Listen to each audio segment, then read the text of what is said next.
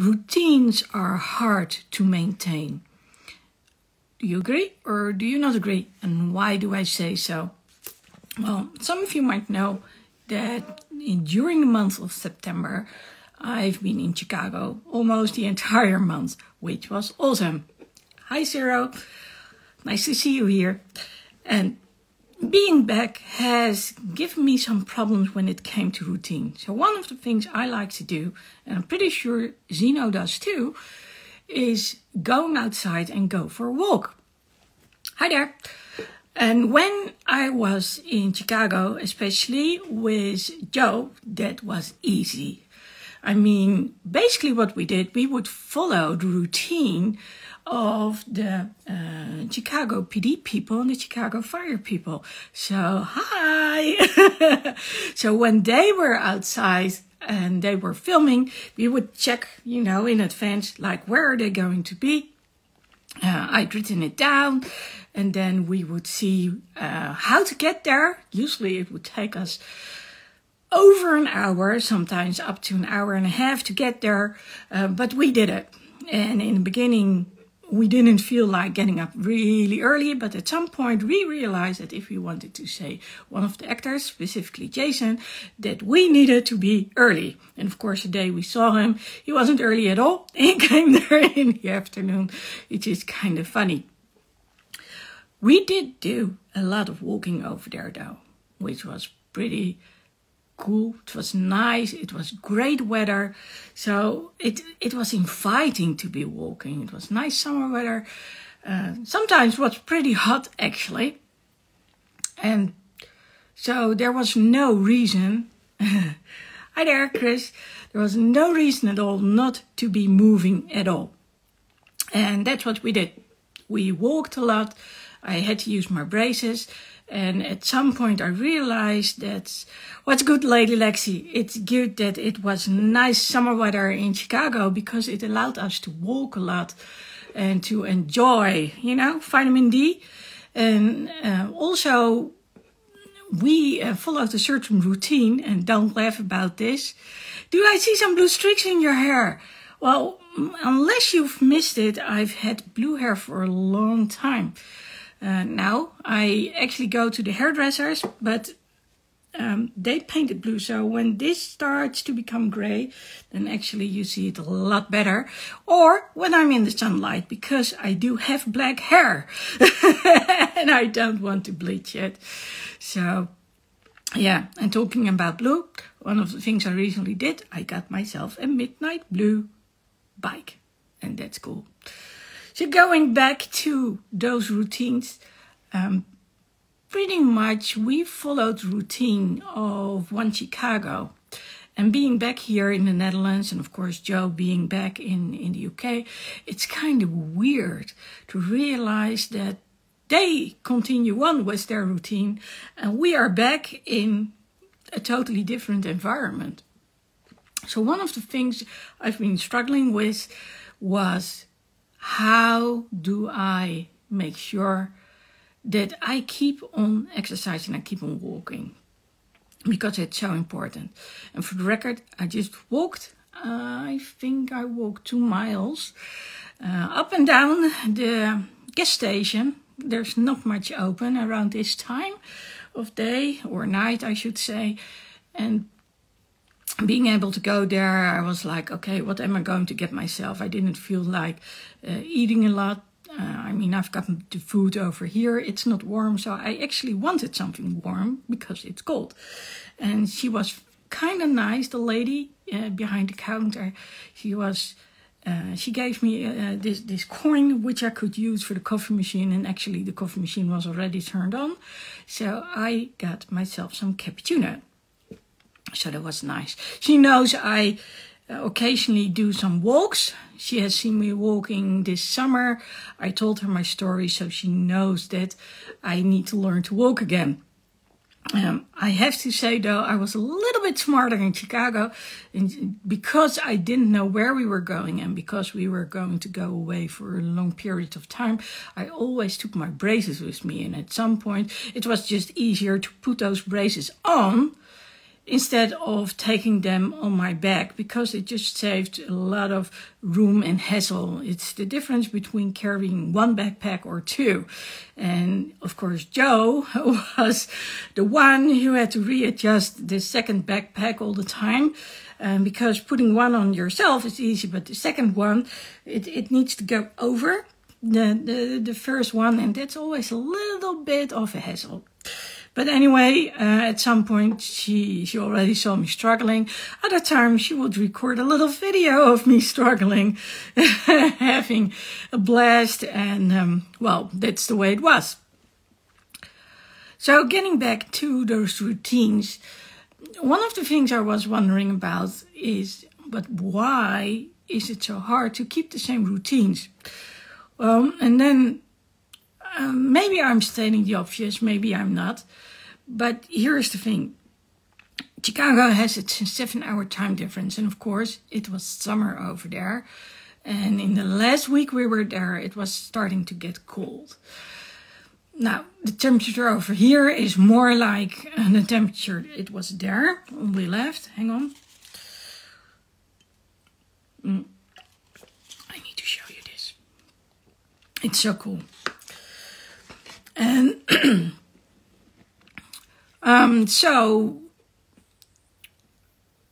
because of the change in season, I'm more inclined to do something or not.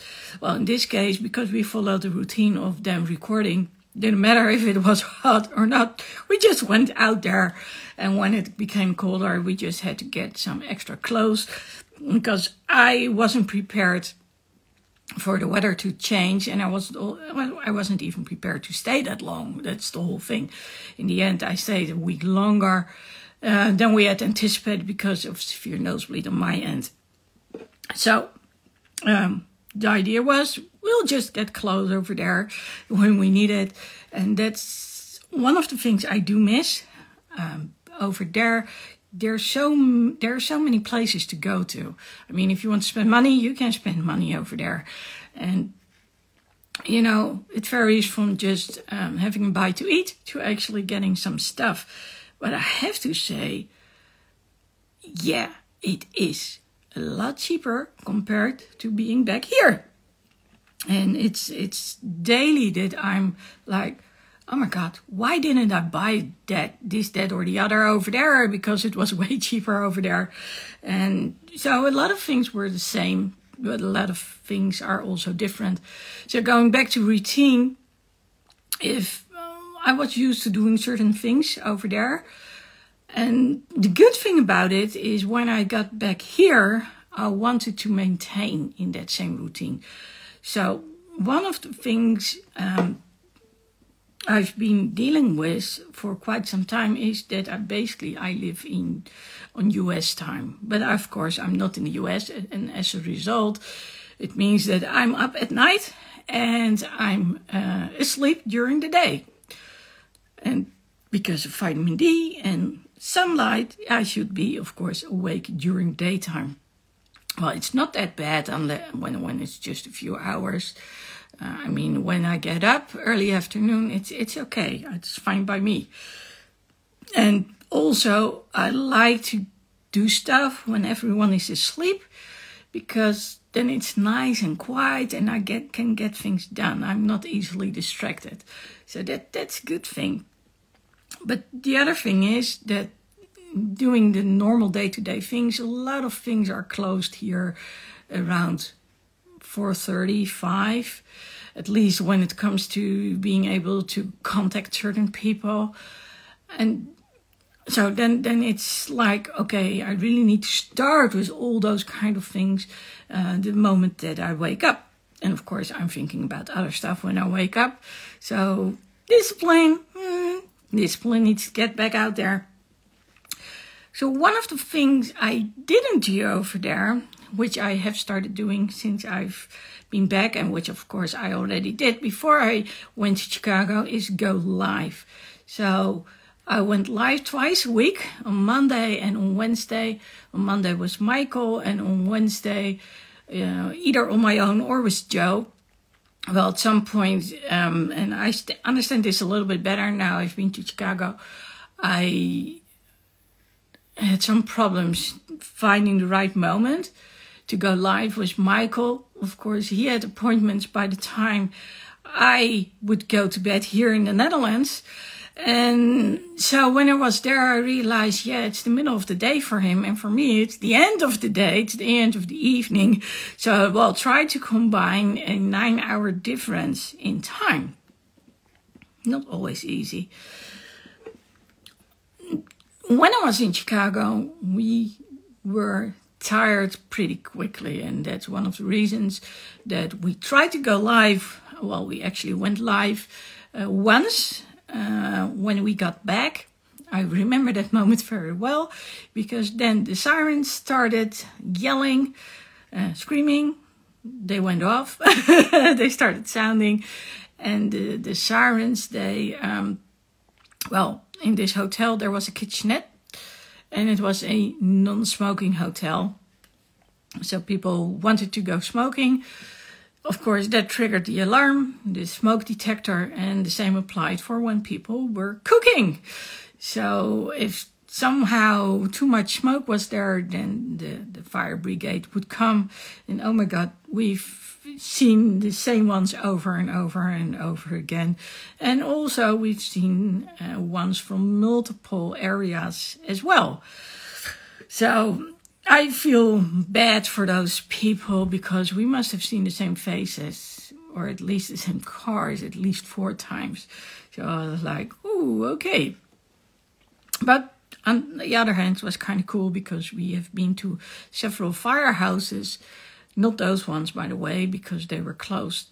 And we actually got some shirts, and they told us about how things work. So it did give us a sense of, hey, this is how things are working and how they are not working. So that was nice. That was cool. So going back to the whole routine. So what we tried to do was we went live during the day. And there is this guy called Drew. Drew is the one who is technically, well, he knows a lot about techniques, let's put it that way. And he also advises other people when it comes to technical things. So Drew was the one who said, you know what you need to do? Get a DJI mic, which I did. And the cool thing is you can plug the thing in the phone. I gave a mic to Joe, I had a mic, and then we would start recording. So even if she was a few meters away, she would still be heard. Now, in all fairness, I still need to check some of those videos and upload them to YouTube. She already checked them and she had a blast. So yeah, it will be nice to actually visit them again and see what we did. And well, I remember what we did, but how it turned out to be, that's of course a whole different story. But at some point, and it was also because of lack of sleep, she was a little bit cranky. I'm sort of to blame for that. And no, I don't want to get into it right now. But then I don't know. And also maybe because we had been live so many times. And you know, then it's not new anymore. And it was like we went live less and less together. And also at some point I did forget to take them with me, or I had not charged them properly. So, you know, it became less and less. I still have to check if that's really true, but that's what it feels like to me. So one of the things I really wanted to do the moment I came back was go live again. Now, when it comes to actually going live on the regular days, I went live one Wednesday since I got back, which was not last Wednesday, but the Wednesday before. And then I found out, I wasn't too happy with that one, that the Wi-Fi over here had changed. And it had changed to such a degree that the connection was really bad. It was supposed to improve. But now things have been changed and it should be good again. So last week I skipped due to several circumstances. One was the Wi-Fi, I didn't know it had changed. And the other one was I didn't feel too well. And of course, Joe has been under the weather too. Well, not of course, you might not know this, but Joe has been under the weather lately. So, well, she's doing a little bit better again. But it's the thing when, and that applied to the both of us. When we got back from Chicago, we were tired, really tired. And we had to catch up on a lot of sleep, which we did. By the way, it was hardly avoidable, so that's what we did. So, back to the routine. One of the things I'm really getting into the habit again is going live. I have decided to go live a little bit earlier on Wednesdays. And normally I would have announced it, but it's like I need to figure out what feels right and what doesn't feel right. And especially time-wise, because it is late over here in Europe. And the same, of course, applies to Joe. She's an hour, I'm an hour ahead of her. So she has a little bit more time, but of course, she also has her things to do. So it's, and this is the thing, you know, on one hand, we have the routine of the daily routine of the people around us. On the other hand, both of us are night owls. So we like to do our things. And if she knew that I would be live without her right now, she would probably divorce me for the 111,000th and something time. And that's a little joke we had, that she was saying, I'm going to divorce you. And I was like, again, we're not even married, but you know, a lot of people, because we can actually get along very well and we can have a good laugh together. We're like, what are those two? You know, and when we would say, yeah, we never met before, yeah, online, but never in real life, they were like, oh, okay. But yeah, that's the way it was. And I have to say, we can get along pretty well. I mean, there's only 2-year time difference. And when you are our age, those 2 years, they don't mean much. But it's nice to know someone who is practically the same age as I am. And hopefully tomorrow we will go live together. And then you can ask her all the questions about what I just said. But well, that's of course the whole thing. So I've been desperate to try to get routine back. One of the things I started doing, and that's also related to seeing memories back on Facebook, is I needed some more space. When we were in the hotel rooms, we changed rooms halfway. There was always space to walk and to do things. And of course, there was only a small kitchenette. So, but the both of us, we kept it clean. We kept the hotel room clean. So Joe, for instance, would clean up more like the bathroom. I would more clean up the kitchenette. You know, all those things. We had sort of routines and it worked really well. I cannot say anything else. Doing laundry together, you know, picking out, okay, what are we going to sort out? How are we going to do it? Same with doing grocery shopping. We worked as a functioning team and I loved that. I cannot express how much I love that. And I miss that over here. So Joe, I miss you and I miss our routine.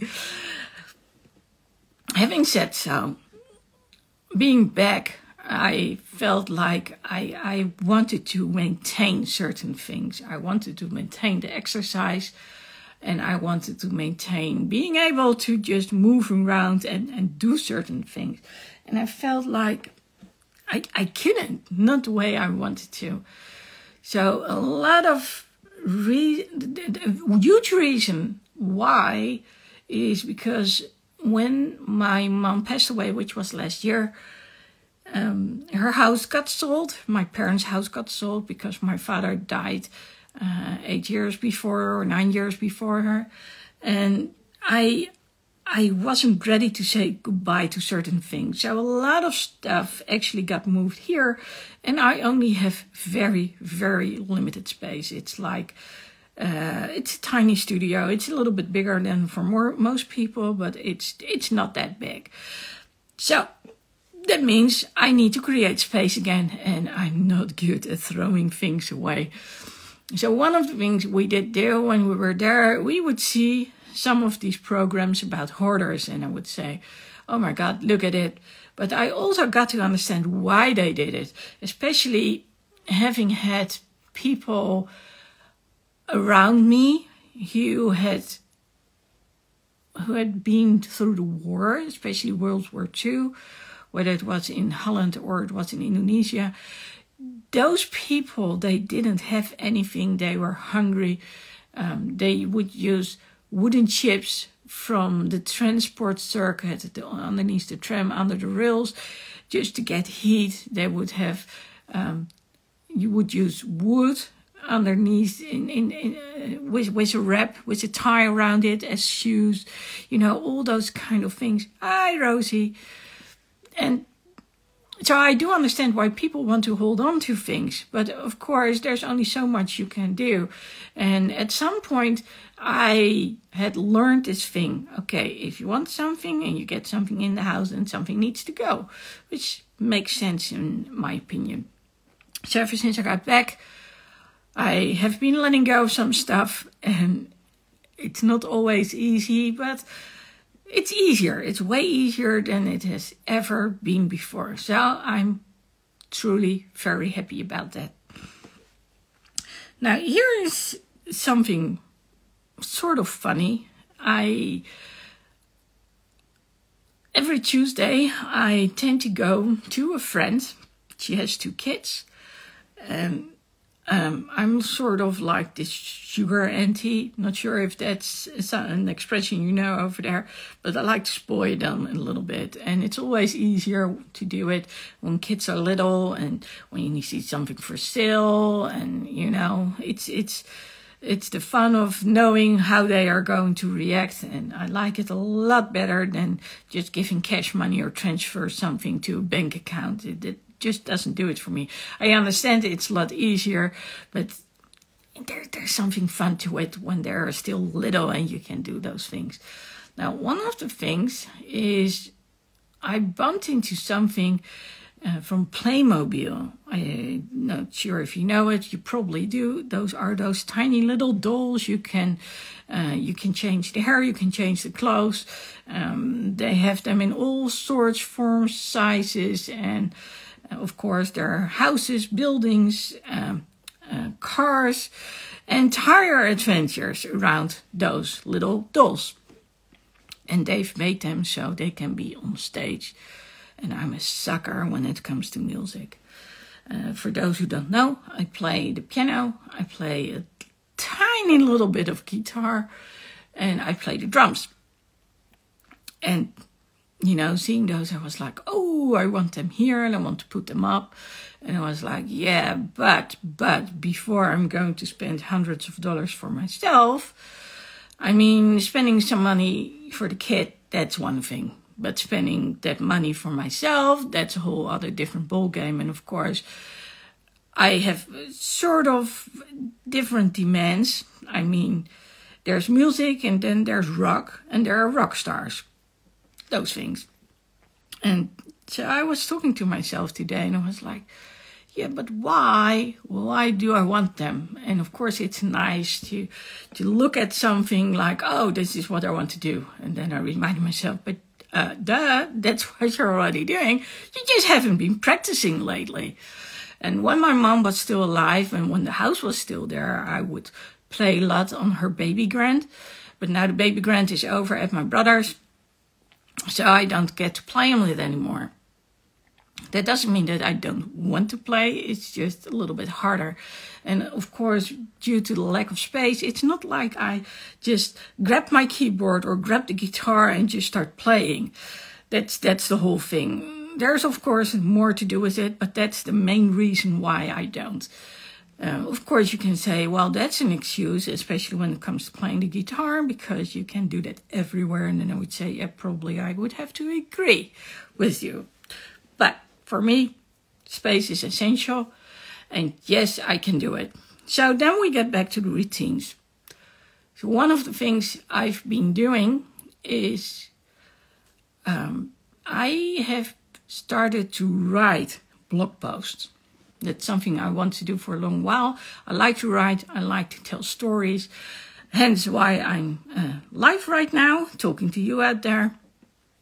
And I actually already have written like 3 blog posts.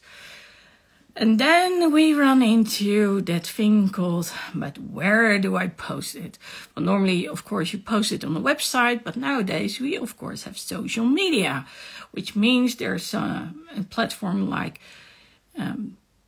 Instagram, there's a platform like Facebook, and just now I was like, yeah, and there's also a platform called LinkedIn, where we can post. Instagram only accepts so much text. And I can post it fully on Facebook, but when I want to share that link, then of course Instagram says, you need to have a zillion followers and then you can post the link.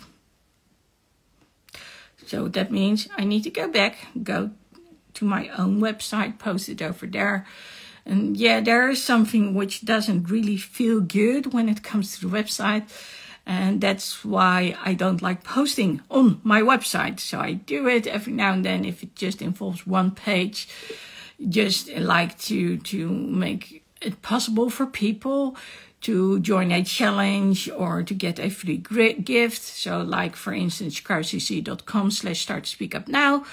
That's a link which can be found on top of my page here on Instagram. And that one links to a free course about starting to speak up now. That's easy, you know, you do it one time and then it's over there. But of course, the blog post is a little bit more work. But then again, if I do it regularly, it becomes a routine. Oh my God, there's that word again, routine. So yeah, again, there's not really an excuse. And then I'm going to come up with excuses because that's the way it works. I'm human after all, and that could be considered an excuse too. But here's the thing. When I said I start things but I don't finish them, someone commented to, on something I actually asked the reader, the viewer out there, because I asked, what are you struggling with? And then the answer was like, but how, when, why? Because you are always going live. We see a lot of posts. And then I said, yeah, that's nice. But still, you need to convert those things, put them on YouTube. You have to make sure that people can see them, put end cards, then of course adjust the YouTube channel, which you don't do on YouTube, by the way. You do it on YouTube Studio on the website because the YouTube app won't help. And so there's more to it involved to it than meets the eye. And then when she read it, she said, okay, I get it, I see it. And when you want to do things properly on a website, if it would just be one post, it would be easy. If it would be one comment, it would be easy. But when you want to do it so there's a whole follow-up on things, then you need other systems. So there are systems like Kajabi, and there are other systems like Keep, which is kind of new to me. And, well, which one do you choose, or do I do it myself? Because I do know a little bit about IT, not all of it. So, and there's a big price difference between doing things yourself and having it done for you. And having it done for me also still includes doing a whole lot of things myself. Of course, have enough clients, sell enough courses, and yeah, those costs are already, well, there are no more costs. There's just a profit from doing it. But of course, it needs to be set up, and that's the whole thing. But being back here, thinking about all those things, thinking about routine, it didn't take me long before I was like, okay, you know what? I need to go do it. And sometimes you need a little trigger. So in Chicago, it was easy. We just followed the routine of One Chicago. We looked at where are the people from PD, and where are the people from fire, and that's where we would go. Unless, of course, it was late at night, because late at night, for one, it's not safe, and for two, you also need to be able to get back to the hotel. And since we were, what I later learned, in the suburbs, it meant that we could go most of the way, but we always would have to walk a little bit. And of course, it was not like they would drive regularly the buses over there. The good thing was, there's something called Uber over there, and that's readily available. It's very doable as opposed to here. So those things are easier. I have to admit, though, I've got a car over here. That makes life a lot easier. And that's also a little bit of a, what shall I call it? You know, the reason why we walked over there was because we were relying on public transport. And over here, of course, I've got the car. So I don't need to rely on public transport. So that's a good thing, but also a not a good thing. Because how do I get to move around if I use the car, right? So what I did do, since I got back, I updated my my YouTube channel, actually, so I'm very happy about that. I started writing the blog post. Joe asked me to hold off telling certain things until she was feeling good again, so we can do it together. So I've been trying to, yes, I did include her, but also not include her too much, because there's so much I want to share about the things we've seen. And she specifically asked me, wait until you do it, because I want to share it too. And I can get it because it was so exciting to see what was going on. All those little things behind the scenes you normally don't see, we got to see. And that was amazing. So what I also did do was, and that was something when it comes to routine, something that I've been struggling with for so long. I love to ride my bike. And of course, I didn't do it over there. There is an option, apparently, to rent a bike. But Jo couldn't because she has a problem with her ankle. There's plates in it, so she can't move it properly. So we didn't do it. And yeah, I've seen a lot of steps over there, sort of steps that can be charged, like e-steps, I think they call them. But you know, then I have to stand for a long period of time, and that didn't feel good either. So public transportation and walking it was, and a lot of sitting down whenever we weren't able to walk on anymore.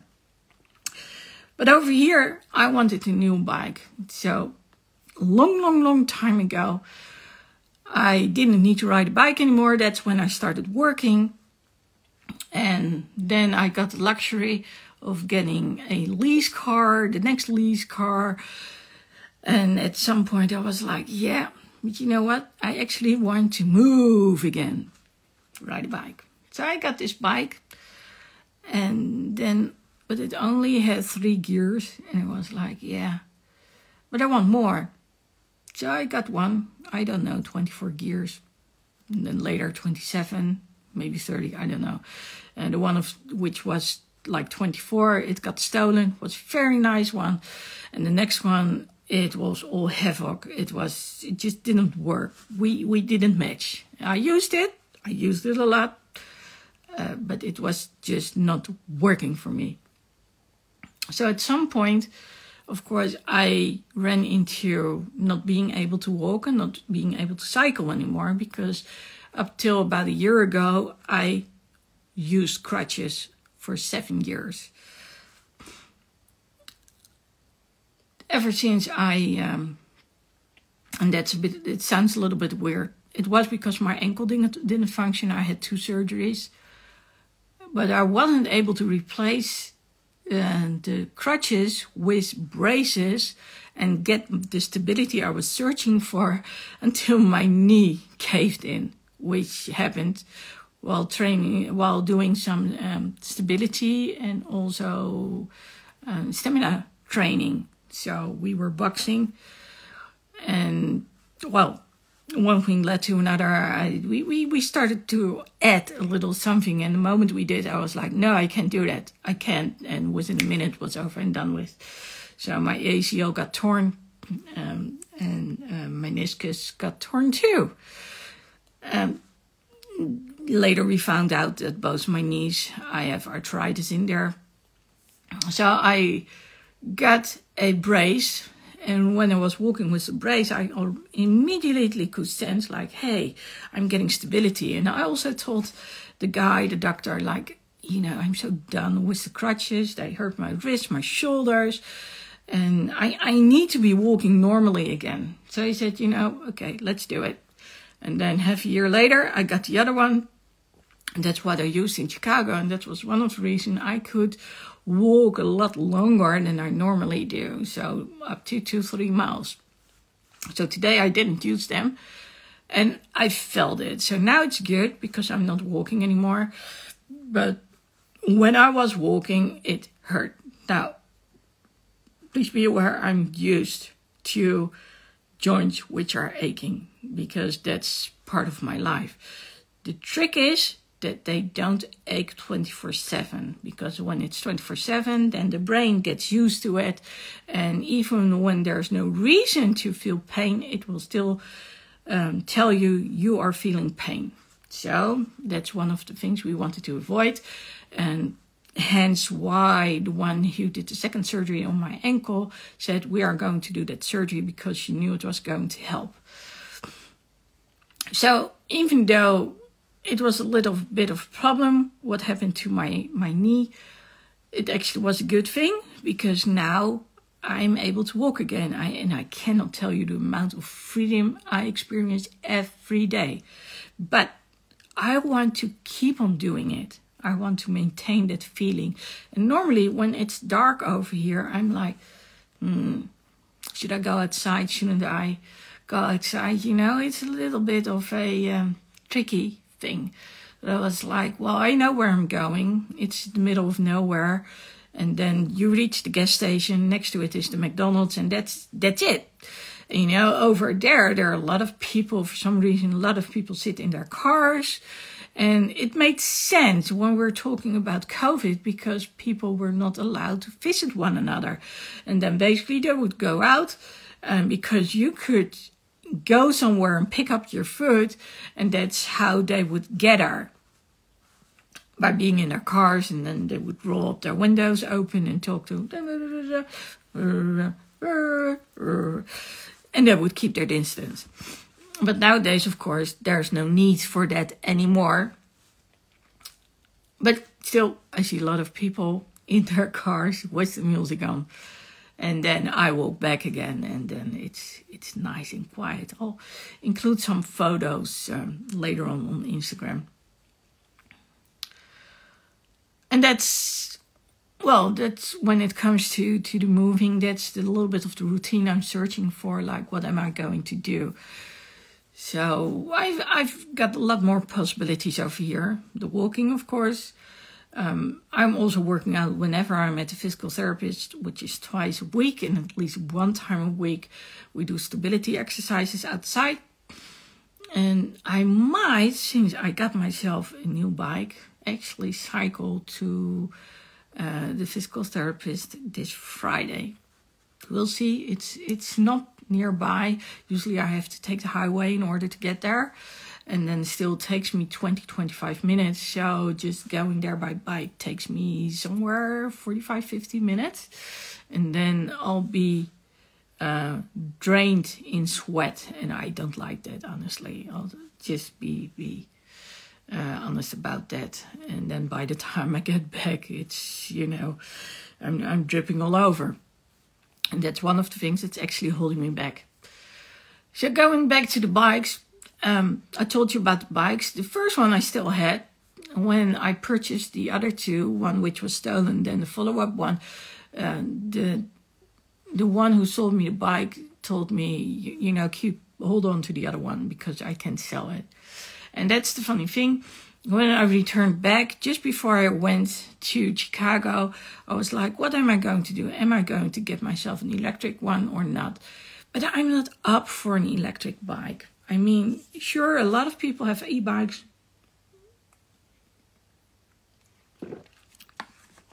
But just doesn't feel right. Isn't me. Not yet, anyway. And yes, I do concur. I've got a lot of problems with a number of joints. And that's the reason I was looking for a certain way to shift gear.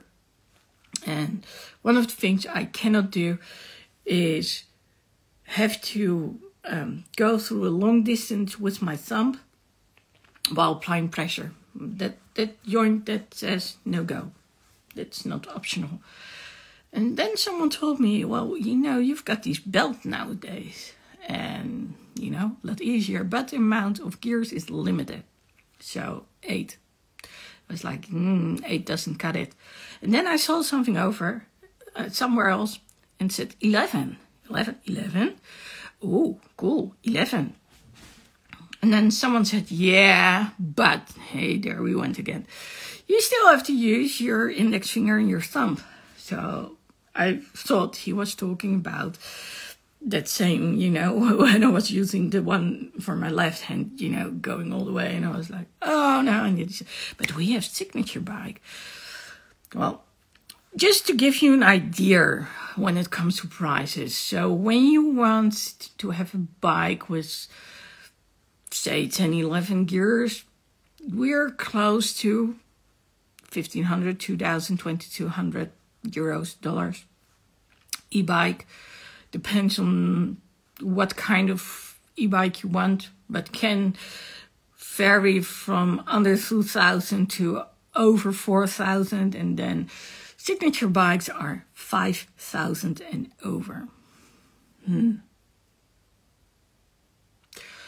Okay, again, why did I buy the bike? Because it was freedom. Why do I need the bike? Because I need to move. The human body is made for movement, and especially me, being hyper flexible, when I don't move, everything gets stiff and it starts to ache. So I need to keep moving.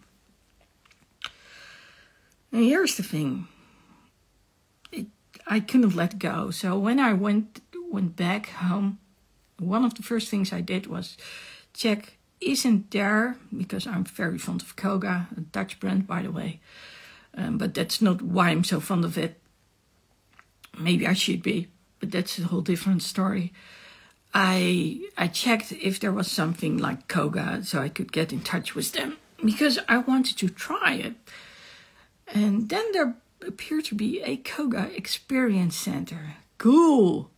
So I went to the Koga Experience Center. How that ended up? Well, the way over there, that's something for a different time. But I tried a number of bikes. And guess what? The one I'd been seeing, Midnight Blue. Chris, remember Blue? Well, that one was Midnight Blue. That was the one I got to try. And I loved the one. I totally did. And then, of course, it was like, yeah, but it's not available anymore. You can't get your hands on it. So I said, but I saw them on the website. So I called someone in Belgium and then somewhere else, somewhere far away in the east of the country. And indeed, they didn't have it. But I also had seen one, which was an occasion, on a website we call Marketplace. So I called the owner or the one who had it in store and I said, do you still have it? Yes, I do. So what's your size? I said 56. I said, yeah, I have a 66, but how tall are you? And he said, well, that's a high frame. It's a tall frame for someone your size. And I said, but I know because I've been doing it for years now. So I picked it up and of course it was the right height for me. And now I've got it over here. So I've been riding it like once or twice now. I want to do it more and I planned on doing it more, but you know, some things happened. And that's why I decided to go for a walk today at this late hour, because I felt like I need to move. You know, at some point there's this urge, if you haven't done things long enough, that you really need to go do it. And this was the moment that I was like, I need to go do this. And it felt good, even though I didn't wear my braces. And it was aching, especially on the way back. And I have to say, you know, when I got into the gas station and that girl from behind the counter gave me that coin so I could get free coffee, and I didn't even ask for it. I just was like, I was looking around like, I want something, but I don't know what. And I said, well, probably I'm going to get something hot. And then whoop, there was the coin. It was so cute. It was so cute, so sweet too. And, well, I have to say, it felt really good to have done this. And then I was, of course, also energetic enough and pumped enough to say, okay, I know what I want to talk about. I want to talk about routines because I also want to do a challenge when it comes to routines. And I decided to call it the cleanup challenge because I want to talk about what routines did you have that do not fit you anymore, and what do you want to replace them with, and which elements are part of it. But I might also call it the Rusted Routine Challenge or Revert Your Routine Challenge. But for now, I've called it the Cleanup Challenge. So if you're like, routine and cleanup, well, what are they? Well, they have something in common. That. So it's going to be, I think, at the end of this month, so the last weekend, which starts on the 28th, on Friday. That's probably when it's going to happen, to take place. And I do love a good challenge, quite honestly. I like interacting with people and getting things done. And I think there's an importance to, when it comes to changing our life, it's not just about adopting something and then adapting to it. There is also the reason why behind it. And, well, I know firsthand how difficult it can be, but I also know what you can do in order to get it done, and also those little things. So one of the things I talked about not too long ago on Instagram was this little card.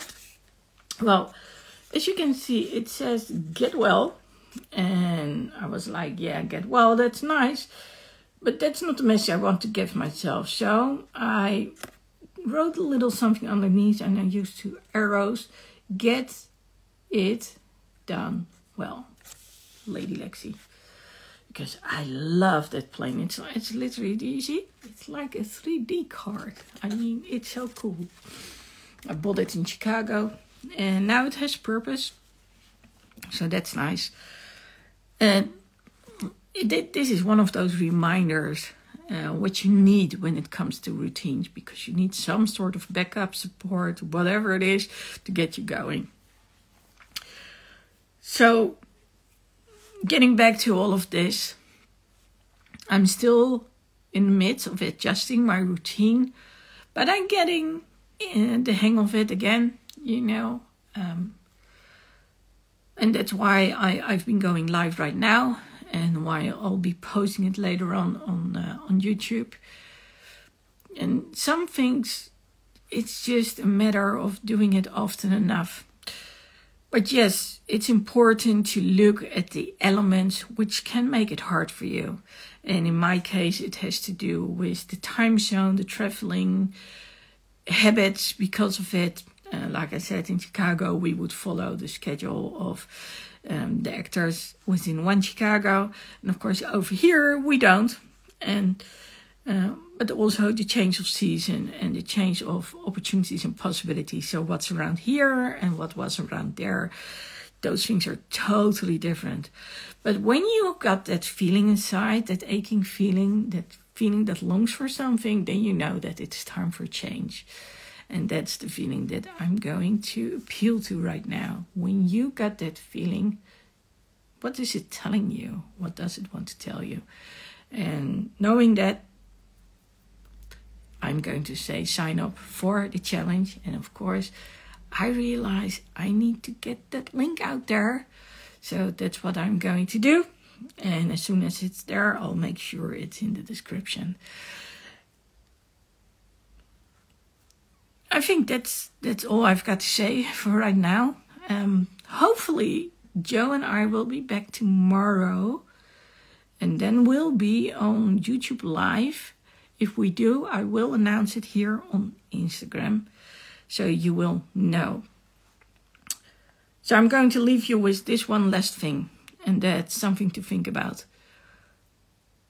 What is talking to you? What is telling you you want to change something? And what do you need in order to experience it? So I've always said going away for some time will help you to clear your mind. It did for me. Those 4 weeks in Chicago gave me a whole different perspective on things I already knew about, but because of the different routines we had to apply over there, it was easier, and the need to adapt became more urgent than ever. So what's talking to you? What do you want to change? Let me know, and please think about why haven't you done it up till now? Okay, speak to you soon.